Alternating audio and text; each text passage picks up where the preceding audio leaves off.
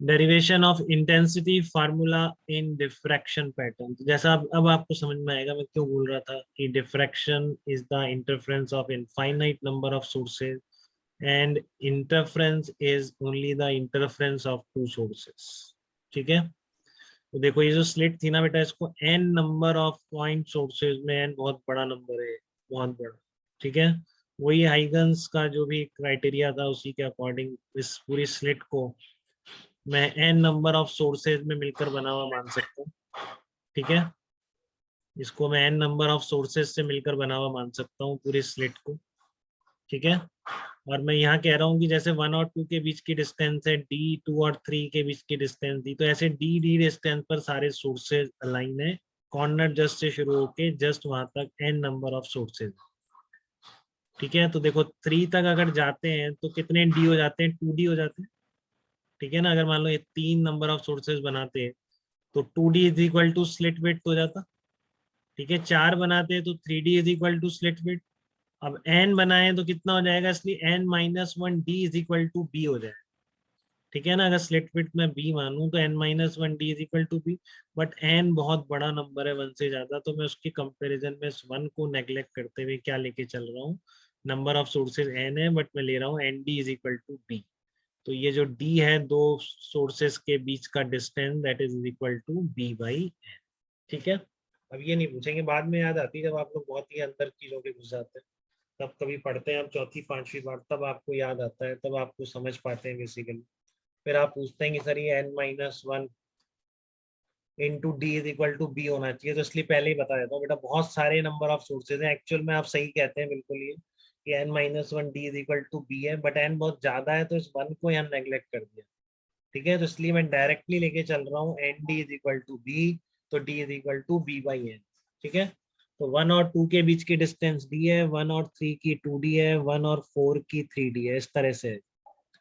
तो path difference between, अब कोई भी दो सोर्स लो, जैसे कि मान लो पहला और दूसरे सोर्स में पार्ट डिफरेंस कितना आएगा, ध्यान से सुन लेना बेटा।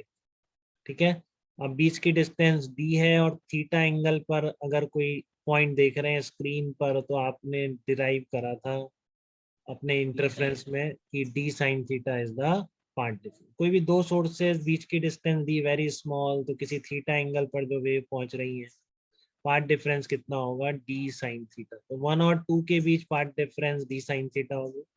अब पाथ डिफरेंस आया तो आपको ऐसा नहीं है कि आप फेज डिफरेंस नहीं लिख पाए, फेज डिफरेंस भी आता है आपको लिख। तो फेज डिफरेंस हो गया 2 pi by lambda into D sine theta. Let's say मैंने इसको 5 बोल दिया है इस फेज डिफरेंस, जो पहले और दूसरे के बीच फेज डिफरेंस है, let's say that is equal to 5। ठीक है बेटा, अब मैं 1 और 3 के बीच का पार्ट डिफरेंस देख रहा हूँ, 1 और 3 के बीच का।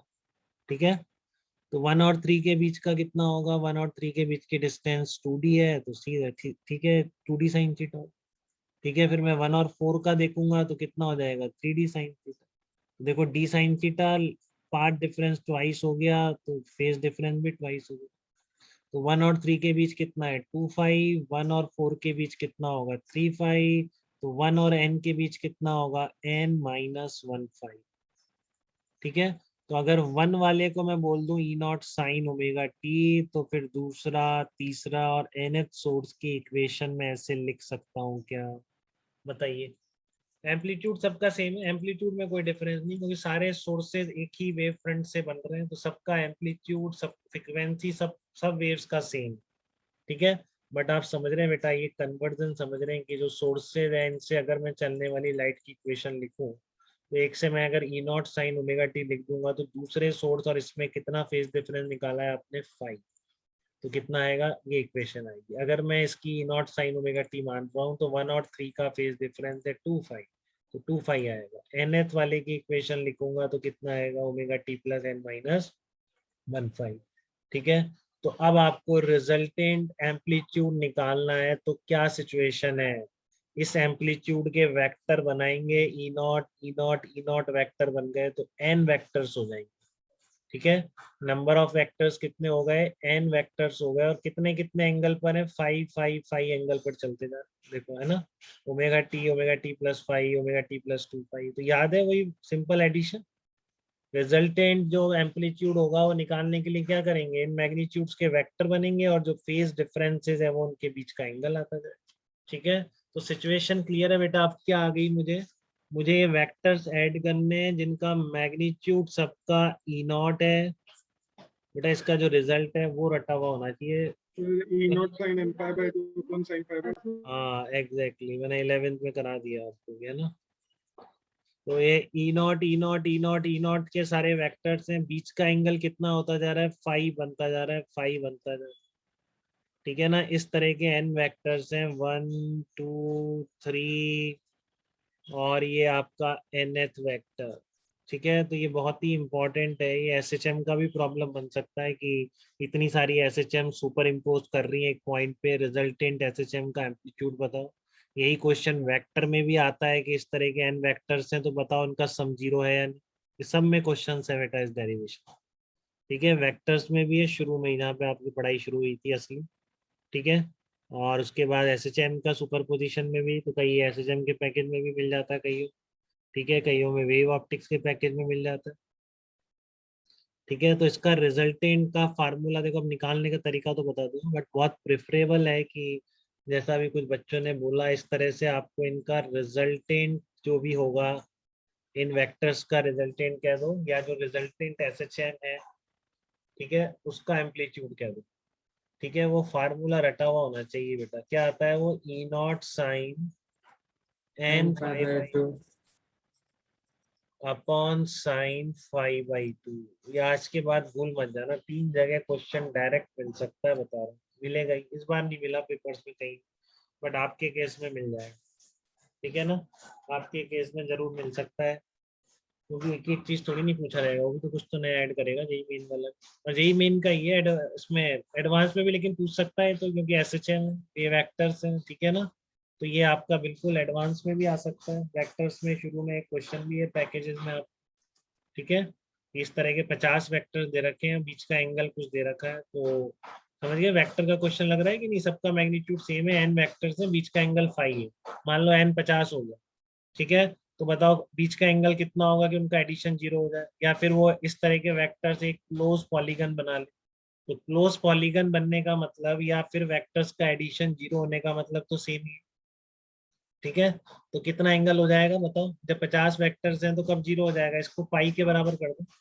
ठीक है, तो पाई 50 5/2 इज इक्वल टू पाई, तो बीच का एंगल कितना हो गया, 2 पाई/50, यानी कितना हो गया, पाई/25। तो 50 वेक्टर्स में अगर ये 5 को पाई/25 कर दोगे, ठीक है, तो आपका उन सारे वेक्टर्स का सम क्या हो जाएगा, 0।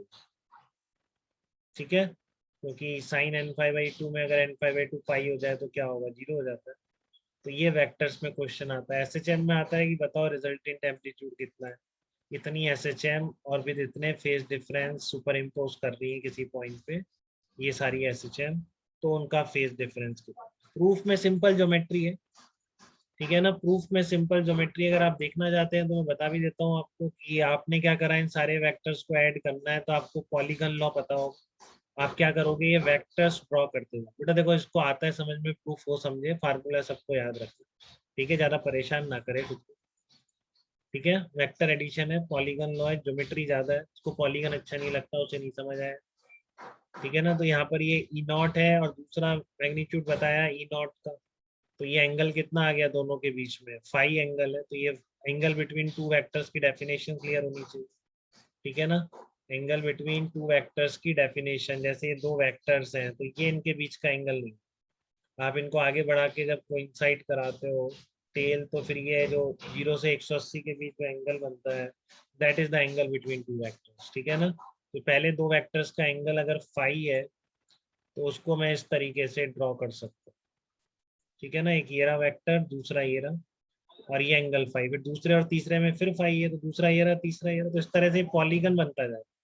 ठीक है, और आपको लॉ ऑफ पॉलीगन पता है कि जो सारे का एडिशन क्या होगा, large side of that polygon taken in the same order, तो सारे ई नॉट्स का जो एडिशन है that is given by this vector. ठीक है, सारे ई नॉट्स का जो एडिशन है that is given by this vector. तो आपके बहुत सिंपल हो गया, अब ये 5 एंगल है, ये ई नॉट मैग्नीट्यूड है, इसको अल्फा मान लिया, ये सब बराबर है एकदम रेगुलर पॉलीगन बना। ये अल्फा है तो ये भी अल्फा होगा, ये भी अल्फा होगा, ये भी अल्फा होगा, सब अल्फा होते हैं। ठीक है, तो देखो ये थीटा इसको मान लिया मैंने, तो थीटा प्लस इस तरह का डायग्राम बना, थीटा प्लस 2 अल्फा कितना आ गया पाई, और इससे क्या आ गया 5 2 अल्फा प्लस 5 = 5, तो क्या निकल के आया दिस एंगल थीटा = 5। तो बस अब बात खत्म हो गई। अब ये अगर 5 है तो पहले आप आर की वैल्यू निकाल लो, कितना होगा ये आर, तो ये क्या हो गया आइसोसलेस ट्राइंगल बन गया। सामने वाली साइड कितनी हो जाएगी 2r sin θ/2, तो this E not = 2r sin θ/2 या sin phi/2, थीटा को फाई के बराबर आ गया। तो देखो आर निकल आया ई नॉट अपॉन 2 sin phi/2। ठीक है, अब ये अब रिजल्टेंट कौन सा है, ये लेंथ है, देखो ये एंगल कितना होगा, आपके मान लो 1 2 3 होते तो 3 होते तो कितना एंगल आता, ये भी 5, ये भी 5 और ये भी 5, 3 वेक्टर्स होते तो 3 5 आता। वेक्टर्स कितने n5, n वेक्टर्स हैं, तो ये एंगल कितना हो जाएगा पूरा n × 5, तो ये बचा हुआ कितना होगा 2π माइनस n5। तो ये सिचुएशन बनी है, ये आर है, ये भी आर है, और ये जो एंगल बन रहा है 2π माइनस n5, तो ये लेंथ कितनी हो जाएगी 2r sin 2π माइनस n5/2। ठीक है ना, ये अगर आर है तो ये कितनी हो जाएगी r sin 2π माइनस n5/2। इसको आप सॉल्व करेंगे तो आपका ई आर की वैल्यू निकल आएगी। ठीक है ना, आर की वैल्यू ये पुट कर दो, तो ये आ जाता है जो हमने याद कराया आपको E nought sine n5/2 upon sine. देखो मेथड बस इतना था कि ज्योमेट्री की थोड़ी सी आदत पड़ जाए तो बहुत ही इंटरेस्टेड लोग करके देखें इसको अपने आप से। ठीक है, नहीं तो डायरेक्ट रिजल्ट याद रखना, वो काम करें। इस तरह के जब भी एन वेक्टर्स आपको जोड़ने आ जाए तो आप क्या करेंगे E nought sine n5/2 upon sine 5/2। ठीक है, इतनी बात क्लियर है सबको। ये बीच में एक हमने, ठीक है हमने सबका रिजल्टेंट एम्पलीट्यूड निकाल लिया, बट हमारा टारगेट इंटेंसिटी निकालने का था थीटा एंगल को। ठीक है, तो थीटा एंगल की जाती हुई वेव जहाँ सुपर इम्पोज कर रही है वहां का रिजल्टेंट एम्पलीट्यूड ये है। ठीक है, तो रिजल्टेंट इंटेंसिटी निकाल लो, इसमें क्या है, तो वो I proportional to E naught square individual जो इंटेंसिटी है वेव्स, और resultant is proportional to E R square. ये आपने अभी निकाल लिया है, जस्ट निकाला है, तो आई आर हो जाएगा के आई ई आर स्क्वायर, तो आई आर कितना हो गया के इंटू दिस स्क्वायर। तो n sources are very close to each other, phi is very small. ठीक है ना, ये बात बहुत इंपॉर्टेंट है, फेज डिफरेंस बहुत स्मॉल है। तो साइन 5/2 को अप्रोक्सीमेटली 5/2 के बराबर कर लिया। देखो 5/2 स्मॉल है बट एन बहुत लार्ज है, तो एन 5/2 स्मॉल नहीं है। ठीक है ना, 5 स्मॉल है 5/2, बट एन बहुत लार्ज है, नंबर ऑफ सोर्सेज बहुत बहुत ज्यादा है, तो ये स्मॉल नहीं है। ठीक है, तो इसको तो मैंने 5/2 लिख दिया, इसको नहीं लिखा। ठीक है, तो यहाँ से अब क्या बन गया, ऊपर नीचे एन स्क्वायर से मल्टीप्लाई कर दिया, तो इस तरह की सिचुएशन बन जाएगी एन ई नॉट को के इंटू एन ई नॉट क्या हो गया, ये हो गया आपका मैक्सिमम पॉसिबल इंटेंसिटी। ठीक है ना, क्योंकि देखो ई नॉट के वेक्टर्स हैं, मैक्सिमम एडिशन कितना हो सकता है एन ई नॉट हो सकता है जब सारे वेक्टर एक डायरेक्शन। ठीक है, तो इसलिए इस टर्म को मैं क्या बोल दे रहा हूँ maximum possible intensity on the screen बोल दे रहा हूँ। ठीक है, ये जो n5/2 आया था इसको मैंने अल्फा के बराबर मान लिया।